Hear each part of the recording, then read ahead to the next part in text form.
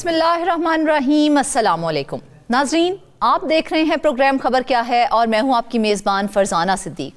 नाजरीन, आपको बताएं कि सेनेट की कायमा कमेटी पार्लिमानी अमूर और इलेक्शन कमीशन के दरमियान इखराजात की तफसीलात को लेकर तनाज़ा चल रहा है, जिस पर सेनेट कायमा कमेटी पार्लिमानी अमूर ने चेयरमैन सेनेट को खत लिखकर न सिर्फ आगाह किया है बल्कि उनसे राय भी मांगी है। इस पर बात करने के लिए इस्लामाबाद स्टूडियो से हमें ज्वाइन किया है फ़हीम अख्तर ने, जबकि दूसरी जानिब नौशहरा के मुख्तलिफ मकामात पर मुनज़्ज़म माफिया की जानिब से गैर कानूनी तौर पर सोने के ज़र्रात निकाले जा रहे हैं, जिससे सूबाई हुकूमत को अरबों रुपए के खसारे का सामना करना पड़ रहा है।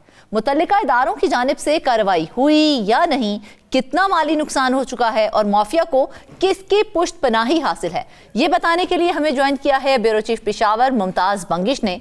जबकि टैक्स चोरी के हवाले से भी हम आपको आगाह करेंगे कि टैक्स चोरी एक संगीन जुर्म है और एक टैक्स चोर कौमी मुजरिम की हैसियत रखता है। जबकि आपको ये भी बताएं कि खित्ते के मुल्कों में पाकिस्तान की टैक्स वसूली सबसे कम है।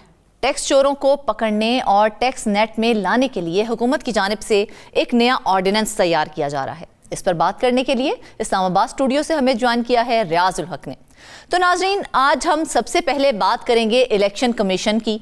इलेक्शन कमीशन और सेनेट की कायमा कमेटी पार्लिमानी अमूर के दरमियान इखराजात की तफसीलात को लेकर एक तनाज़ा चल रहा था, जो कि अब शिद्दत इख्तियार कर गया है। सेनेट कायमा कमेटी पार्लिमानी अमूर ने इलेक्शन कमीशन से अरबों रुपए के इखराजात की तफसीलात मांगी थी, जिस पर इलेक्शन कमीशन ने कहा कि वो कमेटी को जवाबदेह नहीं है बल्कि एक आज़ाद आईनी इदारा है जो किसी वजारत के मातहत नहीं है। कायमा कमेटी पार्लिमानी अमूर ने इलेक्शन कमीशन के रवैये से मुतालिक चेयरमैन सेनेट को खत के जरिए आगाह कर दिया। खत में मजीद क्या कहा गया, चेयरमैन सेनेट ने खत पर एक्शन लिया या नहीं, और इलेक्शन कमीशन ने इस सूरत हाल में क्या मौक़िफ़ इख्तियार किया है, जानते हैं अपने नुमाइंदे फ़हीम अख्तर से। जी फ़हीम, सबसे पहले तो तफसीलात शेयर कीजिएगा। बहुत शुक्रिया फरजाना। ये एक अहम मामला है। इलेक्शन कमीशन ऑफ पाकिस्तान, जिसने पाकिस्तान के जो आम इंतखाबात 8 फरवरी 2024 को हुए हैं वो कराए हैं, और इन इंतखाबात के ऊपर कुछ सवाल निशान जहाँ पर मौजूद हैं, अब वहाँ पर जो मालियाती मामलात हैं उसके ऊपर भी सवालात उठना शुरू हो चुके हैं।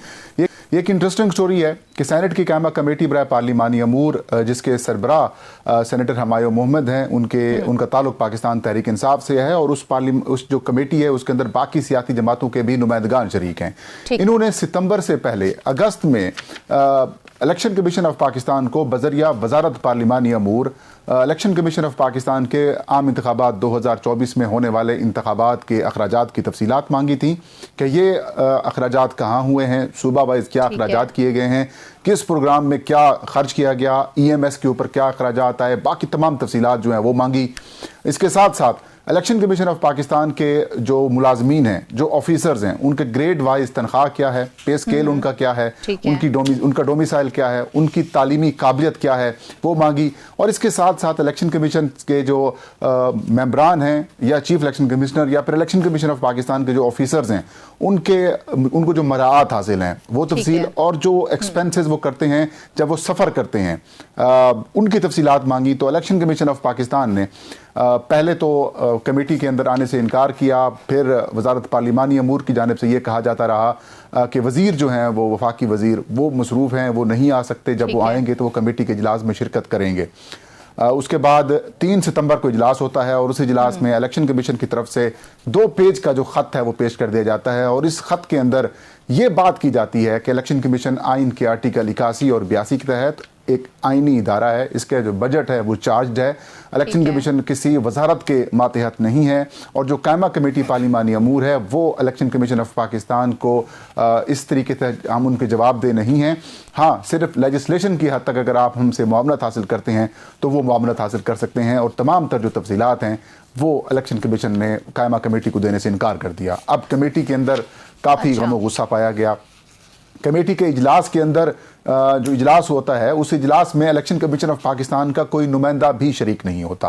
पहले सेक्रेटरी इलेक्शन कमीशन या फिर जो दीगर अफसरान हैं वो शिरकत करते थे, लेकिन उस इजलास में इलेक्शन कमीशन ने आने से ही इनकार कर दिया और तफसीलात फराहम करने से ही इनकार कर दिया। सवालात बहुत ज़्यादा इलेक्शन कमीशन उस कमेटी के अंदर हुए कि क्या इलेक्शन कमीशन कुछ चीज़ें छुपा रहा है, और ये जो उसका जो मौक़िफ़ है कि वो जहां तक फहीम आपने ये जो तमाम तफसीलात हमारे साथ शेयर की हैं उनमें अभी तक मुझे तो ऐसा कुछ दिखाई नहीं दे रहा कि जिनकी तफसीलात को छुपाया जाए।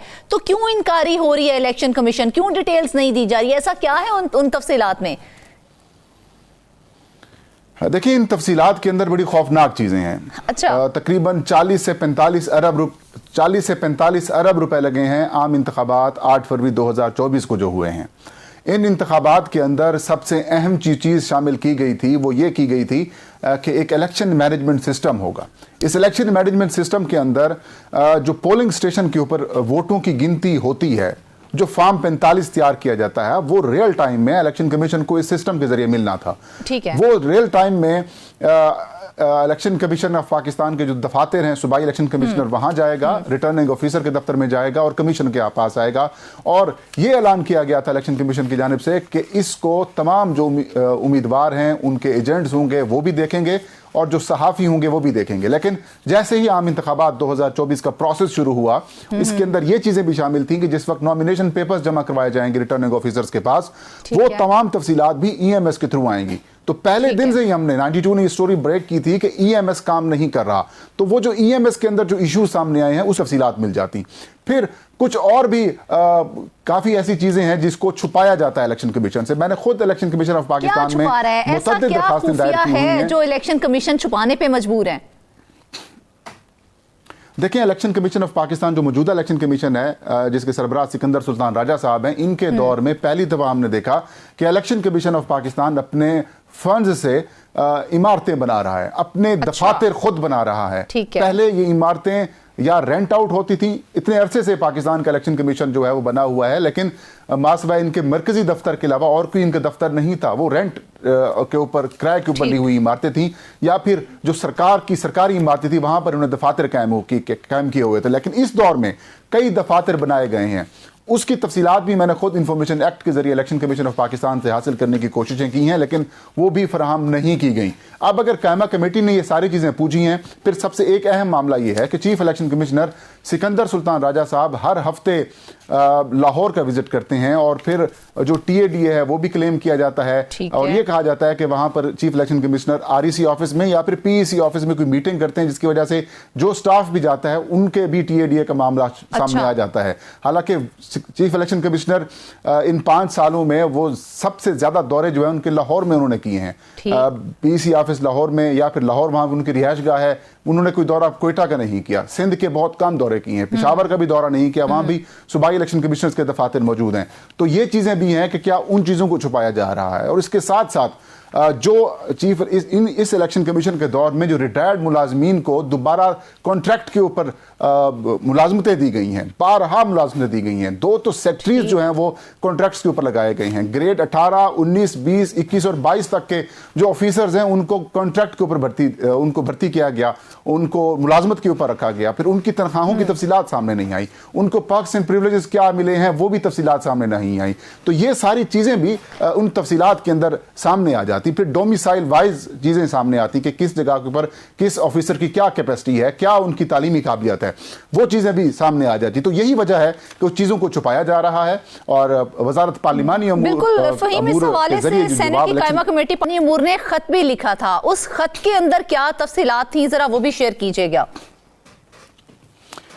जी, वो खत मेरे पास है इस वक्त। ये 6 सितंबर 2024 को जो चेयरमैन कायमा कमेटी हैं हमायूं मोहम्मद, सेनेटर हमायूं मोहम्मद, उन्होंने बाकी मेंबरान के जरिए खत चेयरमैन सेनेट यूसुफ रजा गिलानी को लिखा, और इस खत के अंदर उन्होंने वो तमाम तर तफसीलात बताई कि हमने इस तरीके से वजारत पार्लिमानी अमूर के जरिए इलेक्शन कमीशन से तफसीलात मांगी, इजलास में कोई नहीं आया और ना ही हमें तफसीलात दी गई। उल्टा इलेक्शन कमीशन ऑफ पाकिस्तान ने पार्लिमान के इस्तेहकाक को न सिर्फ मजरूह किया, बल्कि सेनेट की जो कायमा कमेटी जिसके का इख्तियार जो रूल्स है सेनेट ऑफ पाकिस्तान के अंदर है कि तमाम इदारों की, चाहे वो सुप्रीम कोर्ट हो या और जो आइनी इदारे हों, उनके मामलात का जायजा ले सकती है। और जब लेजिस्लेशन होती है तब भी जो रूल 166 है उसके तहत सेनेट की जो कायमा कमेटीज हैं तमाम इदारों के मामलात की, मालियाती मामलात की छानबीन या फिर मामला देख सकते हैं, तो वो तफसीलात हमें नहीं दी जा रही। इसका सीधा सीधा मतलब ये है कि पार्लियामान का इस्तेकाक मजरू किया जा रहा है और चेयरमैन सेनेट से यह कहा गया कि आप हमें इस हवाले से राय दें कि क्या इलेक्शन कमीशन का मौक़िफ़ ठीक है या फिर जो कायमा कमेटी है उसका मौक़िफ़ ठीक है कि इलेक्शन कमीशन जो है वो हमें जवाब दे है। तो लिख दिया गया, चेयरमैन सेनेट ने सारी सूरत हाल के ऊपर, उस खत के ऊपर रद्द अमल क्या सामने आया? फिर देखिए, बिल्कुल खामोशी है इलेक्शन कमीशन ऑफ पाकिस्तान की जानिब से। उसके बाद उन्होंने तो ज़ाहिर उन्होंने कर दिया, इनकार कर दिया। कायमा कमेटी अभी तक मुंतज़िर है कि चेयरमैन सेनेट यूसुफ रजा गिलानी कब अपनी रूलिंग देंगे, कब अपनी राय देंगे और कब अपने पार्लियामेंटेरियंस के साथ खड़े होंगे। मैंने इस हवाले से रब्ता किया जो चेयरमैन कायमा कमेटी हैं हमायूं मोहम्मद, उनकी जानिब से भी यही कहा गया कि ख़त लिखा गया है, रब्ता किया गया है, लेकिन चेयरमैन सेनेट ने इस सारे मामले के ऊपर खामोशी इख्तियार कर ली है। उनका कहना था कि हैरान कुन तौर पर जो पीपल्स पार्टी है जिनसे चेयरमैन सेनेट का ताल्लुक है, उनके भी सेनेटर इस कायमा कमेटी के अंदर शामिल हैं, लेकिन अंडरमाइन किया जा रहा है और उन्होंने कहा कि खिलाफ वर्जी की जा रही है, पार्लियामान को बेवकत किया जा रहा है और बड़े अफसोस का इजहार किया कि 1-1.5 महीने से ज़्यादा का वक्त होने वाला है, दूसरा महीना आ चुका है, लेकिन चेयरमैन सेनेट इस सारे मामले को दबा कर बैठे हुए हैं और वो इलेक्शन कमीशन को कोई रूलिंग नहीं दे रहे और ना ही कुछ क्लैरिटी दे रहे हैं, जिसकी वजह से एक अहम तरीन मामले की जो तफसीलात कौम के सामने आनी थी, क्या वजह है कि चेयरमैन सेनेट ने चुप साध रखी है? इतना लंबा उन्होंने जो है वो खामोशी इख्तियार क्यों की हुई है? देखें, अगर हम पार्लियामेंट के सेशंस के अंदर भी मामला देखें, जब सेनेट ऑफ पाकिस्तान का इजलास होता है तो इलेक्शन कमीशन ऑफ पाकिस्तान से मुतालिक पीपल्स पार्टी और मुस्लिम लीग नून का जो रवैया है वो हमेशा नरम होता है। पाकिस्तान तहरीक इंसाफ के लोग तनकीद करते हैं, अपोजिशन की जो दीगर जमातें हैं वो तनकीद करते हैं, आम इंतखाबात 2024 में इलेक्शन कमीशन के कंडक्ट के ऊपर सवालात उठाए जाते हैं, लेकिन मुस्लिम लीग नून और पाकिस्तान पीपल्स पार्टी के लोग chief election commissioner Sikandar Sultan Raja और बाकी मेंबरान को डिफेंड कर रहे होते हैं। और ये भी मामला उसी तरफ जा रहा है कि जब सारे मामला सामने आ जाएंगे, वो जो रकूम खर्च हुई, अरबों रुपए की रकम खर्च हुई, जो प्लॉट खरीदे गए, जो इमारतें बनाई गई, जिनके अंदर आप कह सकते हैं कि जो नाकामियां सामने आई हैं सिस्टम बनाते वक्त या और बड़े मामलात के अंदर, उसको छुपाने की कोशिश की जा रही है। और इलेक्शन कमीशन ऑफ पाकिस्तान के ज़ाहिर है आपको पता ही है कि उसको अगर मुस्लिम लीग नून एज ए वफाकी हुकूमत डिफेंड कर रही है तो तफसीलात के हवाले से भी ज़्यादा एक्शन जो है वो नहीं लेंगे और यही वजह है ना कोई जवाब दिया जा रहा है। इस हवाले से मैंने जो सेनेट ऑफ पाकिस्तान के कुछ हुकाम से उनसे भी रब्ता किया तो उन्होंने कहा कि इस हवाले से चेयरमैन सेनेट ही बेहतर बता सकते हैं। तो कोई कार्रवाई नहीं की जा रही, ना रूलिंग दी जा रही है। हालांकि हैरान कुन तौर पर पाकिस्तान पीपल्स पार्टी हमेशा पार्लिमानी बालादस्ती की बात करती है। सुप्रीम कोर्ट ऑफ पाकिस्तान से मुतालिक मामला जब सामने आते हैं तो पार्लिमानी बालादस्ती याद आ जाती है, लेकिन जब मामला इलेक्शन कमीशन की तरफ होता है तो फिर खामोशी इख्तियार कर ली जाती है। फहीम, खत के हवाले से अगर बात करें तो खत में एक और बात सामने आई, उसमें यह कहा गया था कि इलेक्शन कमीशन का कोई भी नुमाइंदा 3 सितंबर के इजलास में शरीक नहीं हुआ, तो उनके शरीक ना होने की क्या वजह बताई गई?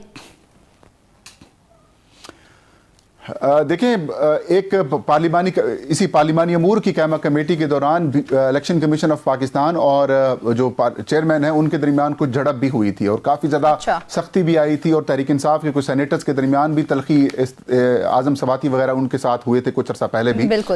तो इस मामले को लेकर और फिर जब ये तफसीलात मांगी गई तो फिर इलेक्शन कमीशन ने डिसाइड किया कि हमने इनका सामना ही नहीं करना। एक प्रॉपर मीटिंग हुई थी जिसमें चीफ इलेक्शन कमिश्नर और बाकी मेंबरान भी शामिल थे, तो उसमें यही डिसाइड किया गया था कि ये खत वजारत पार्लिमानी अमूर को भिजवा दिया जाए और उसमें यह कह दिया जाए कि हमारा बजट चार्ज होता है, हम किसी को आंसरेबल नहीं है और कायमा कमेटी हमारे बजट के ऊपर किसी किस्म की कोई तफसीलात हमसे नहीं मांग सकती। अच्छा फहीम, ये बताइएगा कि एक तरफ तो इलेक्शन कमीशन ये कहता है कि हमारा कोई नुमाइंदा भी इजलास में शिरकत नहीं करेगा, दूसरी जानिब हमने देखा कि बार बार इजलास रखा जाता है और फिर बार बार उसे मौखर भी किया जाता है, क्या वजह है?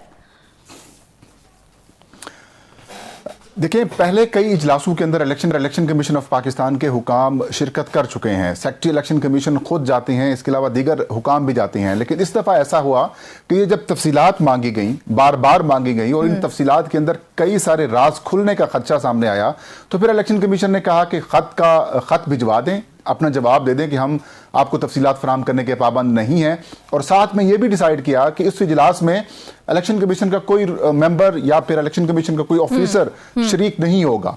और उसके बाद यही कहानी सामने आई कि कमीशन की कोई किसी ऑफिसर ने ना सिर्फ शिरकत नहीं की बल्कि जो कायमा कमेटी है उनके पावर्स के ऊपर, उनके इख्तियारात के ऊपर भी सवालात उठा दिए और अब मामला जो चेयरमैन सेनेट यूसुफ रजा गिलानी है वो दबा कर बैठ गए और खामोशी इख्तियार कर ली है उस पर। अगर उनके ऊपर ये तमाम मामला डिपेंड करता है तो देखा जाए तो वो तो चुप्पी साध के बैठे हुए हैं, लेकिन दूसरी जानिब चेयरमैन सेनेट क्या अहकामात दे सकते हैं उस खत के हवाले से? देखिए, सीधा से एक रूलिंग देनी है चेयरमैन सेनेट ने। वो ये कहेंगे कि क्योंकि मामला मेरे नोटिस में लाया गया है, कायमा कमेटी के ये इख्तियारात हैं और जो पार्लियामेंट्री सुपरमेसी हो या फिर जो ओवरसाइट होती है, जब पार्लियामान ओवरसाइट करता है इदारों के ऊपर तो पार्लिमानी कायमा कमेटीज़ के जरिए ही ओवरसाइटिंग की जाती है।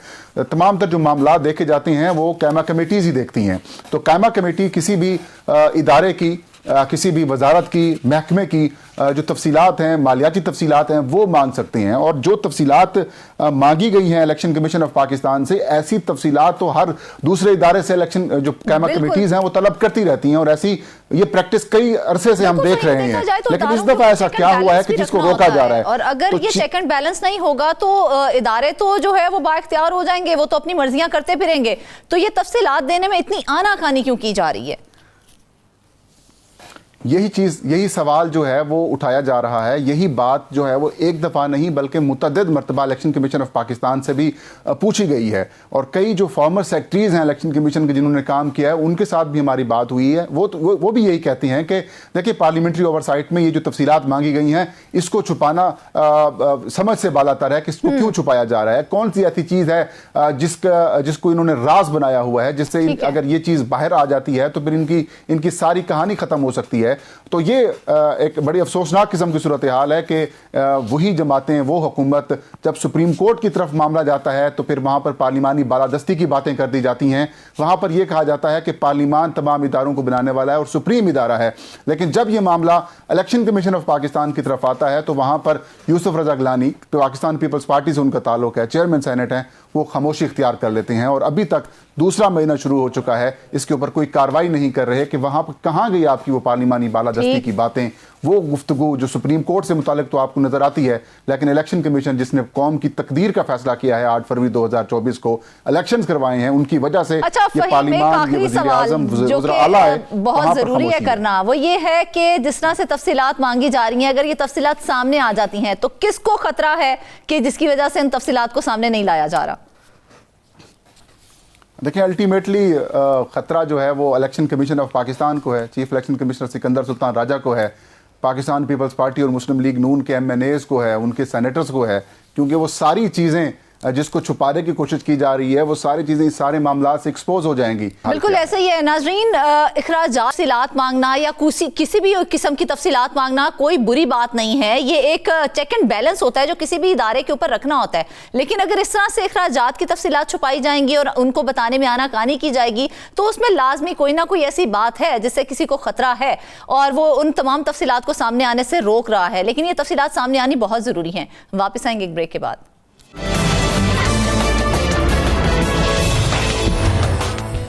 वेलकम बैक नाजरीन, बात करेंगे हम नौशहरा की। तो नौशहरा के इलाके निजामपुर से बड़े पैमाने पर सोना निकालने का गैर कानूनी कारोबार जारी है। लोगों ने करोड़ों रुपए की भारी मशीनरी काम पर लगा दी है। लाखों रुपए माहाना पर बड़े एक्सक्यूएटर्स काम में मसरूफ हैं। सरमायाकार करोड़ों रुपए की भारी मशीनरी खरीदकर निस्फ मुनाफे पर ठेकेदारों को दे देते हैं। सोना दरियाए सिंध के पानी से निकाल दिया जाता है और छान कर मुकामी मार्केट में उसे फरोख्त कर दिया जाता है। कुछ इलाकों में मुकामी लोग अपने तौर पर भी मामूली सतह पर सोना निकाल रहे हैं। हुकूमत अरबों रुपए के मुनाफे से मुसलसल महरूम हो रही है। इस बारे में हमारे पेशावर के ब्यूरो चीफ मुमताज बंगिश ने काफी कहा है, उनसे इस बारे में जान लेते हैं। जी मुमताज, ये बताइएगा कि नौशहरा के कई इलाकों में ये कारोबार जारी है, किन इलाकों में ये कारोबार होता है और इसका तरीकाकार क्या है?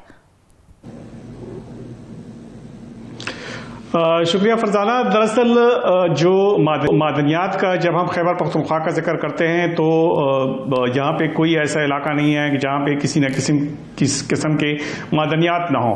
और नौशहरा वो इलाका है कि जहाँ पे सोना पाया जाता है और ये अब से कोई नई बात नहीं, काफ़ी अरसे से यहाँ पे काम हुआ है। बल्कि 2016 में एक इस सिलसिले में एक तहकीक भी हुई थी जिसमें ये साबित हुआ था कि नौशहरा के कई इलाकों में जो सोना है वो काफ़ी वाफर मकदार में मौजूद है।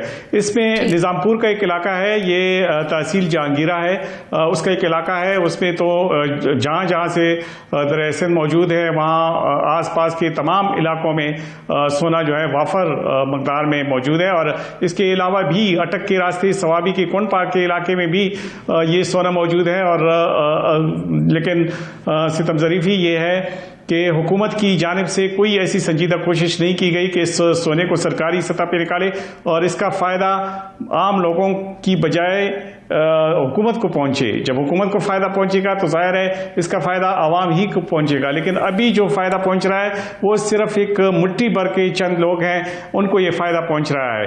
निज़ामपुर में जो इलाके हैं वहाँ पे दरिया सिंध के आसपास वहाँ पे लोगों ने गैर कानूनी तौर पर ये सोना निकालने पर काम शुरू किया है और काफ़ी अरसे से ये काम हो रहा है। बड़े बड़े एक्सकेवेटर मुख्तलिफ जगहों पर लगाए गए हैं, छोटे एक्सकेवेटर्स भी हैं। छोटे एक्सकेवेटर्स 4 लाख रुपए महाना पे किराए पर लेकर वहाँ पे काम कर रहे हैं। लेकिन जो छोटे एक्सकेवेटर्स हैं वो जो लोग उससे वो काम ले रहे हैं वो छोटे पैमाने पे हैं।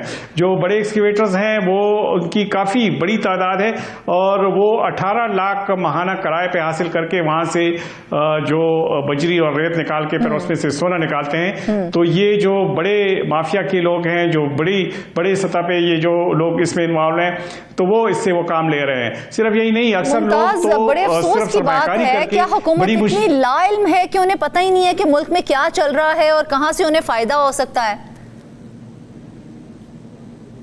अब तक तो हुकूमत कि इल्म में ये बात थी ही नहीं। पिछले साल इस तरह की कार्रवाई हुई थी, उसमें कोई 858 मुकदमा दर्ज की गए थे और 825 अफराद को गिरफ्तार किया गया था। और लेकिन जो अजीब गरीब बात है वो ये है कि गिरफ्तार होने वालों से सिर्फ 70 लाख रुपए उनको जुर्माना किया गया और उनकी जमानतें हो गई है। अब अगर कोई एक शख्स करोड़ों रुपए कमाता है तो जो 825 लोग थे उनसे मिलकर 70 लाख रुपए जुर्माना वसूल किया जाता है, तो वो तो कहेंगे कि भाई आए हमें गिरफ्तार कर लें, हमें जुर्माना कर दे ताकि दोबारा हम ये कारोबार शुरू कर लें और रोजाना के हिसाब से लाखों कमाएं।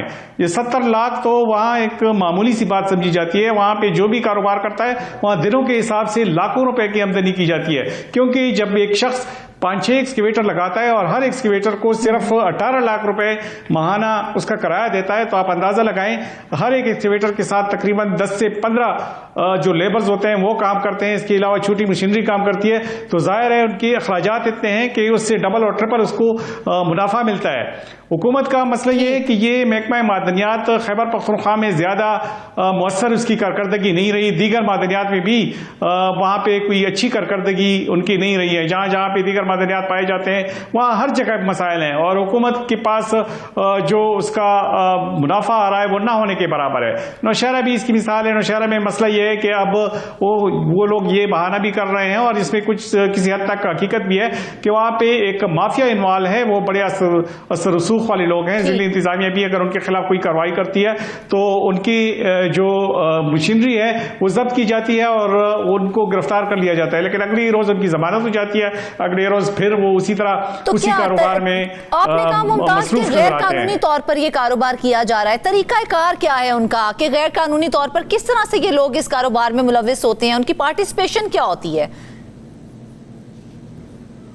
असल में होता यह है कि ये लोग जो है दरिया के अंदर से एक्सकेवेटर के जरिए बजरी और रेत निकालते हैं और उसको एक साइड पे रख के फिर मजदूरों की मदद से उसको छानते हैं। बाकायदा छान के बाद एक उनका बनाया गया एक कारपेट है, उसमें वो सोने की वो जो छोटे छोटे ज़रात हैं उसमें फंस जाते हैं, वो उसे इकट्ठा करते हैं और at the end of the day वो सारा इकट्ठा करके लोकल मार्केट में उसको फरोख्त कर लेते हैं। जो बड़े लोग हैं, जो बड़े लेवल पे काम करते हैं, वो तो बहुत बड़े दाम पे सोना फरोख्त कर लेते हैं, क्योंकि ये असली सोना है, इसमें मिलावट की कोई ऐसी बात नहीं है। लेकिन जो आम लोग हैं, जो छोटे लेवल पे काम करते हैं, वो मकामी ताजरों के हाथ तो मतलब मुंह मांगी ऐसी मतलब जो जिस पे वो खरीदें उसी कीमत पे वो खरीद लेते हैं और वो 1500 तकरीबन 2000 तक महाना एक एक बंदा जो है वो कमा लेता है और इसको एक बाकायदा तौर पे कारोबार की शक्ल दी है।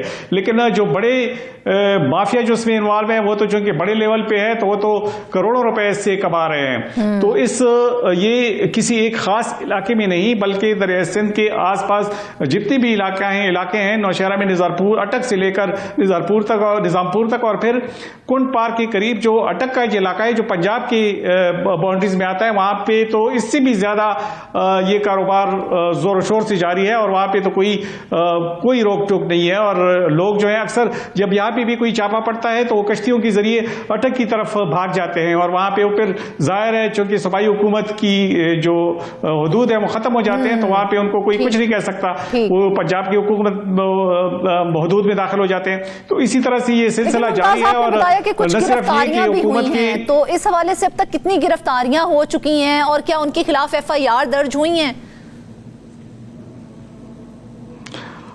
जैसे कि मैंने बताया 858 मुकामात ऐसे हैं कि जहां पे कार्रवाई हुई और वहां पे FIR भी दर्ज हुई और उसमें 825 अफराद को गिरफ्तार भी किया गया।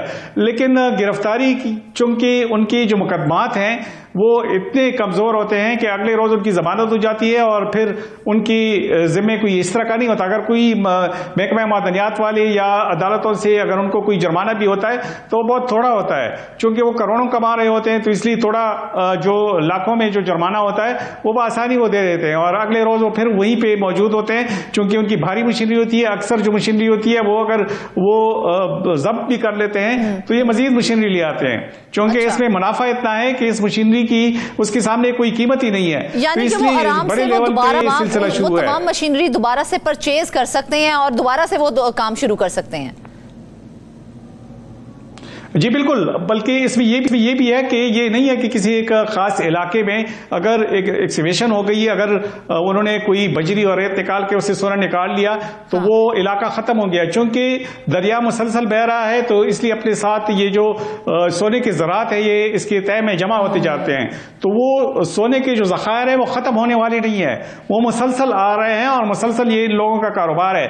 बल्कि ऐसा भी हुआ है कि अभी सिर्फ एक चंद ब्लॉक 4 ब्लॉक्स जो हैं वो खैबर पख्तूनख्वा हुकूमत की जानिब से लीज पर दिए गए हैं। उस ब्लॉक्स के जो मालिकान हैं वो फिर ठेके देते हैं उन लोगों को कि जो लीगली अथोराइज नहीं है, बल्कि वो मजीद उनसे पैसे लेके उनको कह देते हैं कि चूंकि उनके पास जो इलाका उनको दिया गया है वो काफी ज्यादा है और उनकी पहुंच इस सारे इलाके तक नहीं है, इसलिए वो एक खास इलाका उनको अलॉट कर देते हैं गैर कानूनी तौर पर, और वो फिर उसी इलाके में लगे रहते हैं और अपने लिए जितना भी वो सोना निकालते हैं वो अपने लिए वो कर देते हैं। और जो ठेकेदार होता है जिसको पहले से वो लीज हुकूमत की जानिब से मिली होती है वो उनको बाकायदा तौर पे गैर कानूनी तौर पर अच्छी तरह से वाकिफ हैं कि यहाँ पर वाफिर मिकदार में जो है वो सोना मौजूद है।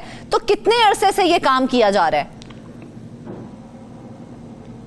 ये असल में जो एक तहकीक की मैंने बात की 2016 में पेशावर यूनिवर्सिटी की जियोलॉजी डिपार्टमेंट के एक प्रोफेसर ने एक सर्वे किया था और उसमें ये कहा था कि जो दरिया के आसपास जो 3 मीटर की गहराई पर भी जगह है वहां पे भी सोना मौजूद है, लेकिन वहां इसकी मिकदार इंतहाई कम है। इसका मतलब है कि जो मकामी लोग हैं वो तो किनारे से बगैर किसी बड़ी मशीनरी के भी इकट्ठा कर लेते हैं, वो तो बेलचों की मदद से रेत और बजरी निकाल लेते हैं और उससे थोड़ा सा सोना अगर वो इकट्ठा भी कर ले तो कम से कम हर बंदा जो है रोजाना 2,000-2,500 रुपए तक कमा लेते हैं और वो आसानी से उनका कारोबार जारी है। लेकिन इस तहकीक में जो मजीद ये बात बताई गई उसमें यह है कि तह के अंदर खुसूसन ऐसी जगहों पे कि जहां पे ये जो माफिया है वो बंद बांध कर जो पानी की धारे को काटते हैं और या फिर इस एक जगह से पानी को रोक लेते हैं, वहां पे जो ये ज़खायर हैं जो सोने के जो छोटे छोटे टुकड़े होते हैं जो ज़रात होते हैं वो बहुत ज्यादा बड़ी मिकदार में जमा हो जाते हैं। तो जिसके पास जितना लेबर है, जितनी हेवी मशीनरी है, उनके पास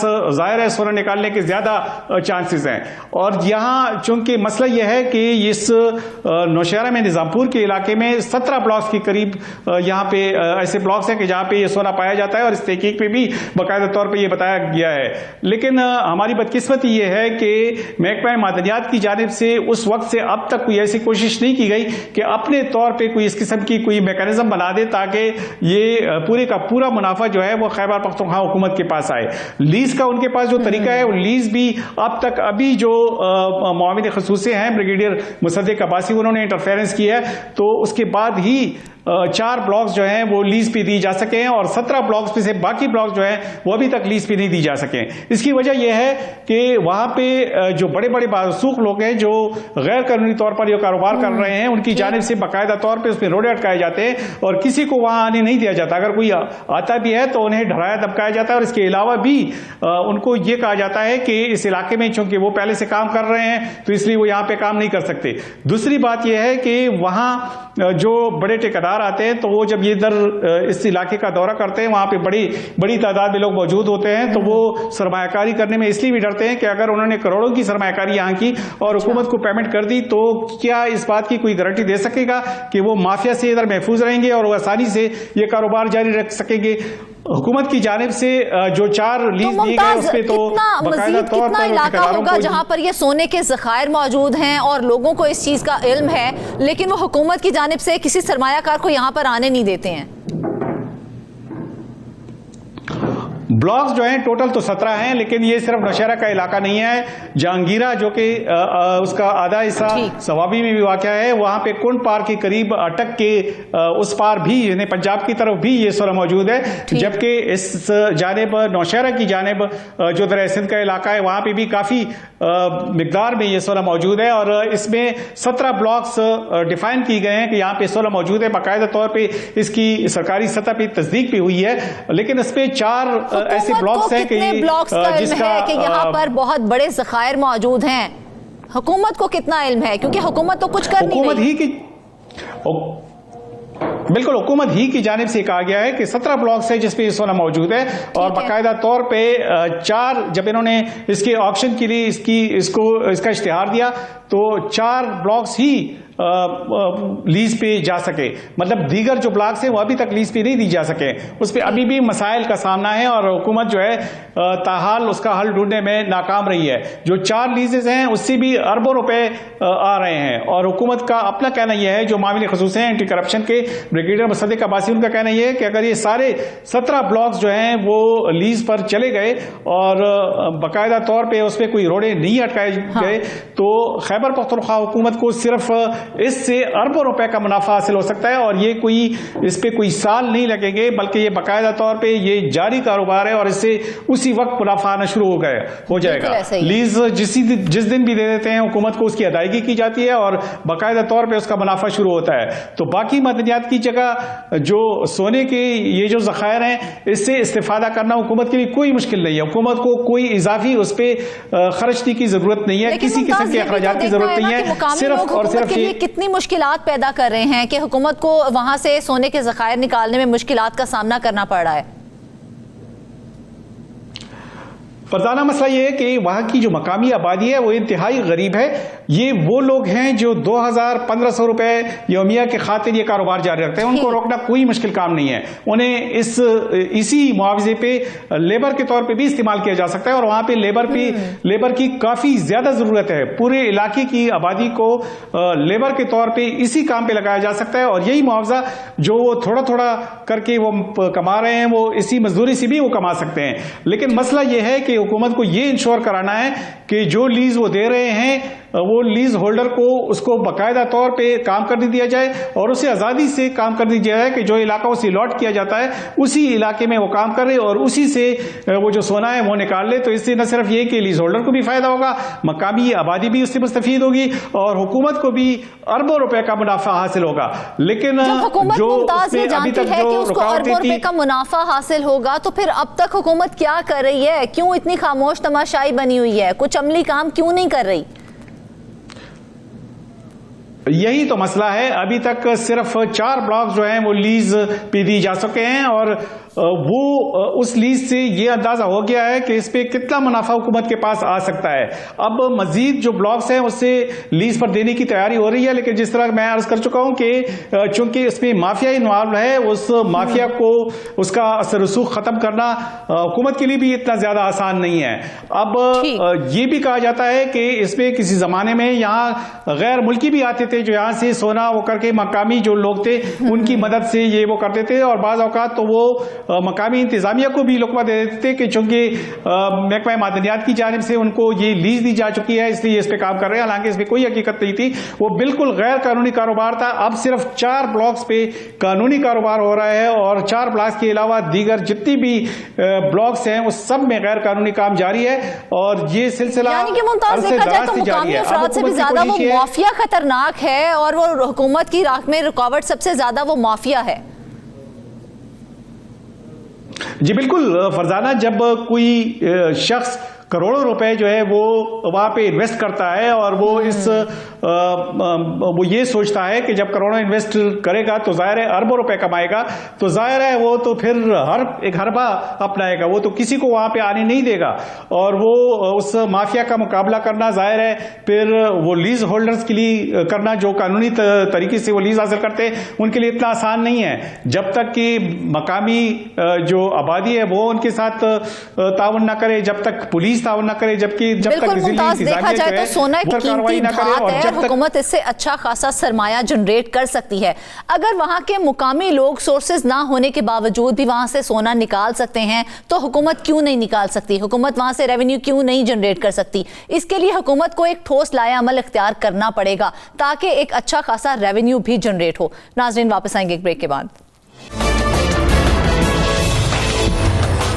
वेलकम बैक नाज़रीन। ब्रेक के बाद हम बात करेंगे टैक्स चोरी के हवाले से। वैसे तो इस हवाले से हम मुतअद्दिद बार बहुत से प्रोग्राम कर चुके हैं, लेकिन इसमें कोई शक नहीं है कि टैक्स चोरी एक संगीन जुर्म है जिसकी वजह से जहां एक तरफ मुल्क की मईशत कमज़ोर होती है तो दूसरी जानिब डगमगाती मईशत को मुस्तहकम करने के लिए IMF और आलमी बैंकों से कर्जा भी लेना पड़ता है। कर्जों से बराह रास्त आम आवाम और टैक्स दहिंदगान मुतासिर होते हैं।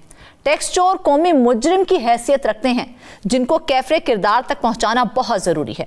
हुकूमत की जानिब से टैक्स चोरों को पकड़ने के लिए नया ऑर्डिनेंस तैयार किया जा रहा है। ऑर्डिनेंस तो नया है लेकिन तरीक़ाकार वही पुराना है। इस ऑर्डिनेंस की मज़ीद तफसीलात बताने के लिए इस्लामाबाद स्टूडियो से हमारे साथ हैं रियाजुल हक। ये बताइएगा कि ये जो नया ऑर्डिनेंस आ रहा है इसके बुनियादी खदोखाल क्या हैं?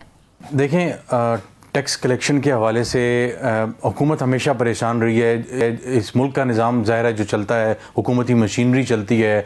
हमारे सामने जो सर्विसेज सिक्योरिटी के हवाले से पुलिस और ये फ़ौज और ये सारे इदारे, टैक्स कलेक्शन होगी तो ये सिस्टम चलेगा, ये इदारे चलेंगे। तो हर हुकूमत के लिए टैक्स कलेक्शन जो है एक बहुत बड़ा मसला रहा है, और इस दफ़ा भी 1003 अरब रुपए के टैक्स का जो टारगेट था वो अच्छा खासा उसमें शॉर्टफॉल है, और अभी जो है वो तैयारी हुकूमत कर रही है कि जनाब टैक्स कलेक्शन के लिए मज़ीद जो है मामला सख्त किए जाएँ। तो उसके लिए उन्होंने एक ऑर्डिनेंस तैयार किया है, और ऑर्डिनेंस जो है वो अगले हफ्ते जो काबीना का इजलास होगा गालिबन उसमें पेश कर दिया जाएगा। वज़ीर-ए-आज़म ने उसूली तौर पर तो उसकी मंजूरी दे दी है। उसके जो बुनियादी खदूखाल हैं वो बड़े दिलचस्प हैं, जिसमें सबसे पहला और बुनियादी ये है कि फाइलर और नॉन फाइलर वाला जो नुक्ता है वो ख़त्म कर दिया गया है। लेकिन इसके साथ साथ उन्होंने क्या किया है कि जी उसका नाम रख दिया है लेजिटिमेट या इललेजिटिमेट, जायज़ या ना जायज़, या रख दिया रजिस्टर्ड और अनरजिस्टर्ड। तो आपने कान पहले उधर से पकड़ा था, उधर से पकड़ लिया। पहले आप कहते थे कि आप पहले से कहते थे कि ये रॉन्ग है, अब आप कहते हैं कि जी इनकरेक्ट है। तो वही बात है, इसमें तो दोनों अल्फाज का एक ही मतलब है। तो आपने अगर उन लोगों को जो टैक्स फाइल नहीं करते या टैक्स रजिस्ट्री में नहीं है उनको आप अनरजिस्टर्ड कह रहे हैं, पहले आप नॉन फाइलर कहते थे। तो ये पहली बुनियादी एक कैटेगरी जो है ऑर्डिनेंस के आगाज में उन्होंने इस तरह का ऑर्डिनेंस जो है उसमें ये अल्फाज है कि जी अनरजिस्टर्ड लोग हैं और उनके खिलाफ हम ये कार्रवाई करेंगे, यानी दूसरे मानों में नॉन फाइलर्स के खिलाफ। 15 से 17 सफ़ों का ज़ाहिर तफसीली एक ऑर्डिनेंस है जिसमें हुकूमत अपनी तरफ से बहुत कोशिश कर रही है कि जनाब हम बड़ा कमाल करने जा रहे हैं। पहले हम उसके खदूखाल डिस्कस कर लें। सबसे पहले इन्होंने कहा कि जो बंदा कोई भी पाकिस्तानी जो शहरी है वो टैक्स जो है वो फाइल नहीं करेगा, रिटर्न फाइल नहीं करेगा, नॉन फाइलर होगा, वो गाड़ी नहीं खरीद सकेगा। ठीक है। गाड़ी अपने नाम नहीं कर सकेगा, गाड़ी किसी और को नहीं फरोख्त कर सकेगा, और इसके हवाले से जितने भी कारोबार इससे रिलेटेड वो नहीं कर सकेगा। ज़मीन की खरीदो फरोख्त, दुकान की खरीदो फरोख्त, या इसे कहते हैं इमूवेबल प्रॉपर्टी, यानी वो जो मूव नहीं हो सकती, कैश और दूसरी चीज़ें मूव हो सकती हैं। तो ये जो है इमूवेबल जो प्रॉपर्टी है वो जो है नहीं जा सकेगी कहीं पे, और जब तक आप वो रजिस्टर्ड नहीं अपने आप को करते, आपको रिटर्न अपने फाइल नहीं करते। इसके साथ साथ बैंक अकाउंट जो है वो आप नहीं खोल सकते अगर आप जो है वो FBR के साथ रजिस्टर्ड नहीं है या आप फाइलर नहीं है दूसरे मानों में।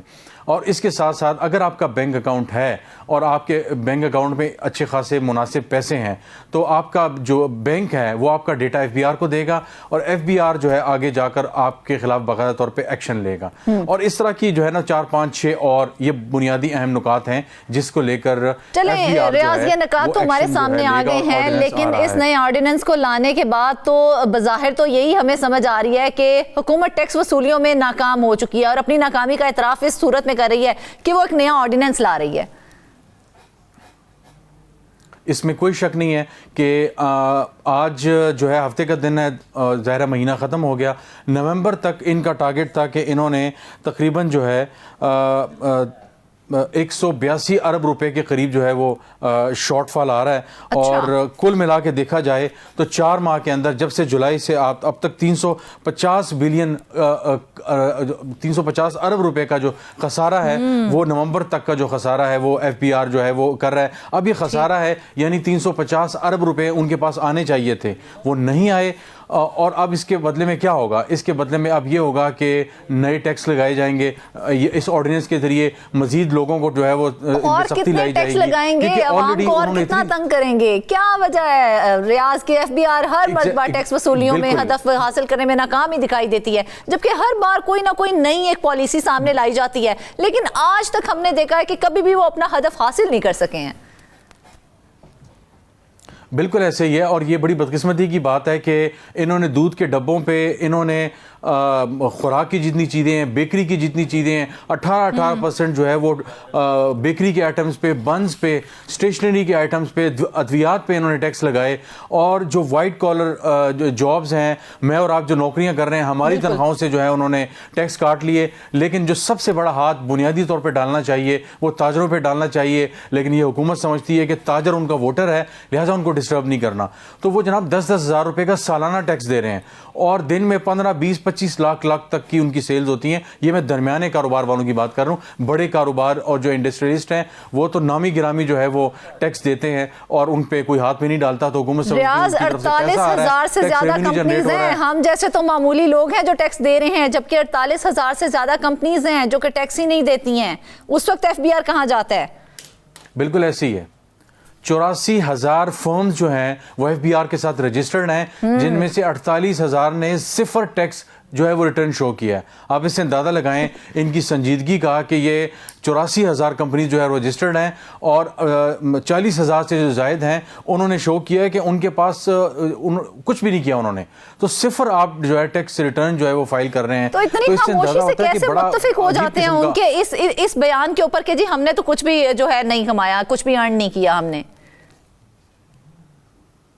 असल में बदकिस्मती ये है कि यहाँ पे जो सिस्टम FBR ने इन प्लेस किया है, अभी हाल ही में FBR ने क्या किया, चंद माह पहले नए FBR चेयरमैन आ गया और इन्होंने कहा जितने भी टैक्स कलेक्ट करने वाले यानी टैक्स ऑफिसर्स हैं 1300 सीसी जो गाड़ियाँ उनको दी जाएंगी। 1300 सीसी गाड़ी 22 ग्रेड के अफसर को दी जाती है।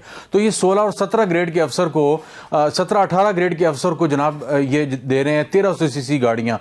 फिर इन्होंने कहा 4 महीने की जो बोनस है, 4 माह का जो बोनस है वो इनको दिया जाएगा। इसके साथ साथ और जो सहूलियात है वो इनको दी जाएंगी। उसके बावजूद जो है तकरीबन जो है वो 182 अरब का जो शॉर्टफॉल है वो आया है। और FBR जो IMF जो है वो फरवरी के आखिर में या मार्च के शुरू में आ जाएगा और उन्होंने फिर आपको नया हुक्म सादर कर देने के जनाब नया मिनी बजट आप लाएं, क्योंकि आपसे तो नहीं हो रहा। फ्लाइंग इनवॉइसेज यानी फेक इनवॉइसेज हैं और टैक्स रिफंड्स की जो इनवॉइसेज हैं वो उसके तहत जो है हुकूमत को सालाना तौर पे जो है वो 3400 अरब रुपए का जो है वो नुकसान होता है और कंपनीज वो कर रही हैं। वो कहती हैं जनाब हमारा इतना हमने सेल्स सारा कुछ सामने आ जाता है, उस खला को फिर कैसे पूरा करती है हुकूमत?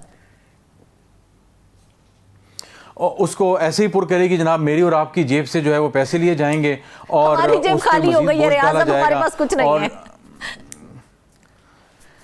बिल्कुल ऐसे ही है। अभी हाल ही में जो है कंपनी से उन्होंने सर्वे किया कि इस महीने ये जो महीना जा रहा है नवंबर का, इसमें आपने कितनी सेविंग की, 15 से 20, 25 से 30 या सिफर की।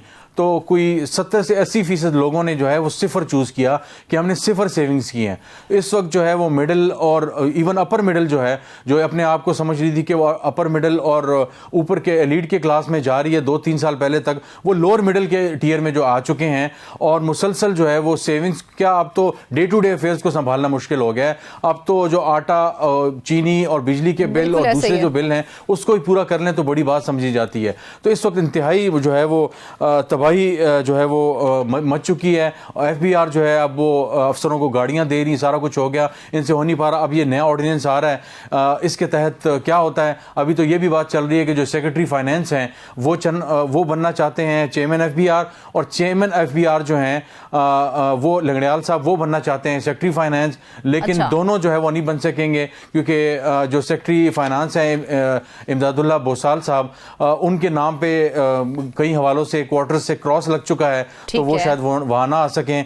तो ये बड़ी अजीब गरीब बात है कि यहाँ पे एक तरफ टैक्स कलेक्शन में हमारे यहाँ ये हो रहा है कि प्राइम मिनिस्टर ने अपना पसंदीदा सीनियर जो ब्यूरोक्रेट था उसको चेयरमैन FBR लगाया, और अब हालात ये हैं कि टैक्स जो शॉर्टफॉल है वो आपसे बढ़ता जा रहा है, और आप जो है आप मतलब आपसे टैक्स कलेक्शन नहीं हो रही, आप मजीद जो है टैक्स पेयर जो है वो आम जो मईशतदान इस ऑर्डिनेंस को कैसे देख रहे हैं, उनका क्या कहना है इस नए ऑर्डिनेंस के हवाले से? जी उनसे जब मैंने डिस्कशन की कुछ लोगों से जो इकोनॉमी उन चीज़ों को पढ़ते हैं, उन्होंने कहा कि आप जब तक रिफॉर्म्स नहीं लाएंगे, आप जो है ये मुहावरा है कि गोंगलुओं से मट्टी जो है वो झाड़ेंगे, इस ऑर्डिनेंस से कुछ नहीं होगा। हमेशा से होता आप इससे है। पहले नॉन फाइलर और फाइलर, हाँ जी, वो फाइलर और नॉन फाइलर आप खेलते रहे हैं जब तक, और आप अब भी खेलते रहेंगे, इससे कुछ नहीं होगा। रजिस्टर्ड अनरजिस्टर्ड, आप मतलब मैंने जैसे कहा कि 83,000 के 80,000 के करीब जो फर्म्स हैं वो रजिस्टर्ड हैं, 40,000 से ज़ायद ने सिफर जो है वो टैक्स जमा करवाया है, और इसके अलावा सालाना 780 से 800 अरब रुपए के करीब आपको जो है वो टैक्स रिफंड्स में आपके साथ धोखा होता है, और बाकायदा तौर पे आपके लोग भी इसमें शामिल हैं। मुबैना तौर पे कहा जाता है कि FBR के लोग ही हैं जो रिटायर्ड होते हैं, कुछ सर्विंग भी हैं, वो उन कंपनीज के साथ उनके पे रोल पे होते हैं, उनको गाइड करते हैं कि आपके जो लूप होल्स हैं ये लूप होल्स हैं, यहाँ से आप मजीद जो है वो कर सकते हैं। तो उन्होंने कहा कि जब तक 48,000 कंपनीज, बल्कि आपने जो तफसीलात हमारे साथ शेयर की उसके मुताबिक 5% अमीर तरीन अफराद जो हैं वो 1.3 खरब के टैक्स ना दहंदा हैं। तो क्या ये टैक्स सिर्फ मेरी या आपकी जेबों में से ही निकलना है? ये लोग क्यों नहीं टैक्स देंगे? बिल्कुल ऐसे ही है, और आप हैरान होंगे कि इसके साथ साथ जो 37 लाख गैर तनख्वाहदार तबका है जो रजिस्टर्ड FBR के साथ, उनमें से 23 लाख अफराद ने 37 लाख तनख्वाहदार जो गैर तनख्वाहदार तबका है, उनमें से 23 लाख अफराद ने 2023 में सिफर टैक्स रिटर्न शो किया है, सिफर टैक्स रिटर्न। अब इससे अंदाजा लगाएं कि कितनी ज़्यादा ब्लेटेंट चीटिंग हो रही है। हामिद अतीक सरवर जो मुख्तलिफ स्टैंडिंग कमेटीज़ में भी आते रहते हैं, FBR के मेंबर ऑपरेशंस हैं, उन्होंने बताया कि जनाब सिर्फ हम अगर अपने जो टैक्स के मयर्स हैं, टैक्स के लिए जो इक़दाम उठाए जाते हैं उनको मज़ीद सख्त किया जाए, ट्रेडर्स पे अगर हाथ डालें तो 1 खरब की टैक्स कलेक्शन हो सकती है। लेकिन वही वाली बात है कि बिल्ली के गले में घंटी कौन बांधेगा कि इन ट्रेडर्स पे, इन जो इतने बड़े बड़े ताजर हैं, दरमियाने तबके के जो ताजर हैं जिनकी करोड़ों की सेल्स होती हैं, जो जुम्मे की रात को जाते हैं सऊदी अरब में और वहाँ पे उमरा भी करते हैं, जुम्मे के दिन जुम्मे की नमाज पढ़ के शाम को वापस पाकिस्तान आ जाते हैं अपने प्राइवेट जेट्स में, और वो लोग भी टैक्स नहीं देते। तो आप मतलब आप ये वो लोग हैं कि जिन पे हुकूमत को हाथ डालना चाहिए। हुकूमत को दिखाई नहीं देती हैं, सारा जोर आके गरीब आवाम के ऊपर दिखाई देता है कि अगर किसी का 5 मरले का घर है तो उसके ऊपर भी टैक्स लगा दिया, 10 मरले का घर है उसके ऊपर भी, और जिनकी इतनी बड़ी बड़ी कोठियां हैं वो क्या इनको दिखाई नहीं देती हैं? बिल्कुल ऐसे ही, ये वो सारे सवालात हैं जो इनको पता है, इनके पास डेटा मौजूद है, टॉप जो टैक्स पेयर है, जो अमीर तरीन अफराद हैं जिन्होंने इतना टैक्स देना है, और ये सारा कुछ है उनके सामने है। ये कोई इतनी ढकी छुपी बात नहीं है, लेकिन मसला नीयतों का है।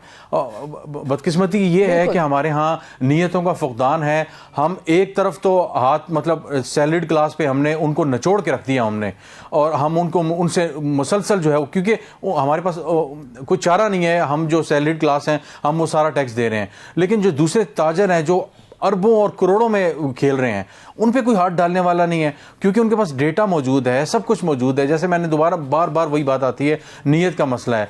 आप रिफॉर्म्स भी कर लेंगे, आप लोगों को 1300 गाड़ियां दे दे, साल के 4 बोनस क्या 5 बोनस दे जो दें। उनका एक हदफ होता है उसको तो कभी भी वो अचीव नहीं कर पाएंगे। गरीब से वो कितना टैक्स वसूल कर लेंगे? ना तो उसकी इतनी प्रॉपर्टी है कि उसके ऊपर इतने बड़े वो मार्जिन के साथ वो टैक्स लगाएं ताकि वो टैक्स उनको हासिल हो और वो दोबारा से हुकूमत का एक जो पहिया वो चलता रहे, जब तक वो अमीर के ऊपर हाथ नहीं डालेंगे। बिल्कुल ऐसे ही है। एफबीआर का जो डेटा है उसके मुताबिक हमारी जो इकॉनमी है उसमें जो डेफिसिट आ रहा है, जो शॉर्टफॉल आ रहा है, वो तकरीबन 5.9 बिलियन ट्रिलियन का 5.9 ट्रिलियन का हमारे पास टैक्स जो है वो गैप आ रहा है। यानी वो टैक्स हम मार्केट से कलेक्ट कर सकते हैं। आप दूसरी हैरानकुन बात है कि सिर्फ सेल टैक्स की मद में 3.4 अरब रुपया इकट्ठा किया जाना चाहिए, लेकिन वो एफबीआर नहीं इकट्ठा कर पा रहा। अब ये वो चीज़ें जो इनको पता है कि मैंने ये 10 दुकानदार हैं, इनसे इन्होंने मुझसे चीज़ें ली हैं, तो इनको मैंने जो है इनसे मैंने इन खातेदारों से मैंने पैसे लेने हैं। मेरे पास ये रिकॉर्ड मौजूद है, लेकिन मैं इतना कमज़ोर हूँ सियासी तौर पे और पॉलिटिकल ब्यूरोक्रेटिक हमारे यहाँ इतने मसाइल हैं, मैं सियासी इतने दबाव में हूँ, असर रसूख इतना ज़्यादा है कि मैं उन खातादारों से, इन दुकानदारों पे हाथ नहीं डाल पा रहा, क्योंकि वो जो खातादार दुकानदार हैं वो बड़े बड़े सियासतदानों के करीब हैं।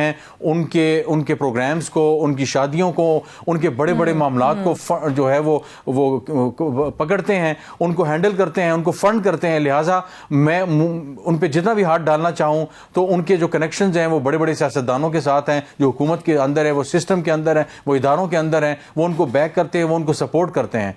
लिहाजा वो 5.9 अरब में से जो 3.4 अरब रुपए की जो सेल टैक्स है वो कलेक्शन नहीं हो पा रही। इसी तरह कंपनीज की बात आपने देख ली और तनख्वाहदार तबके की आपने देख ली। 5% जो अमीर तरीन अफराद हैं 1.3 खरब रुपया वाजिबुल अदा है उन्होंने टैक्स में देना है, वो नहीं दे पा रहे। तो ये सारा जो है ऑर्डिनेंस जो है, इसके साथ समरी के साथ ये सारे डॉक्यूमेंट्स लगे हुए हैं और प्राइम मिनिस्टर ने उसकी मंजूरी भी दे दी है। उसमें अब कैबिनेट से इसकी मंजूरी होनी है। लेकिन मसला ये है कि वही है कि जो मईशतदारों से, दूसरे लोगों से आप डिस्कस करते हैं, वो यही बात है कि जनाब हर दफ़ा फेलियर आ रहा है। IMF आपको दोबारा अब ये कहे कि मिनी बजट आएगा तो फिर मुझ पे और आप पे, गरीब आदमी जो तनख्वाहदार तबका है उस पर मजीद दबाव डाला जाएगा। तो फाइनेंस मिनिस्टर प्रेस कॉन्फ्रेंसेस में कह चुके हैं। अभी इस्लामाबाद लिटरेचर फेस्टिवल था, उसमें उन्होंने कहा कि आप हुकूमत को बताएं। औरंगजेब साहब ने कहा, आप क्वेश्चन आर था, उन्होंने कहा आप हुकूमत को बताएं कि आप हमसे मजीद टैक्स ना लें। तो मतलब अब जाहिर है वो भी किसी के नुमाइंदे हैं, हुकूमत के लाए हुए तो नहीं, वो किसी के लाए हुए हैं। टैक्स ना लें, हम जैसे गरीबों से लें और फिर अपने दाव पूरे करें। नाजरीन, जब तक हुकूमत इस हकीकत से पर्दापोशी इख्तियार करती रहेगी वो अपने अहदाफ कभी भी हासिल नहीं कर सकेगी। आप जितने मर्जी ऑर्डिनेंस लेकर सामने आ जाएं, लेकिन तरीकाकार वही रहेगा तो वो तरीकाकार कभी भी मौसर साबित नहीं होगा। आज के प्रोग्राम से बस इतना ही। अपनी ढेर सारी दुआओं में हमें याद रखिएगा। इजाजत दीजिए। अल्लाह हाफ़िज़।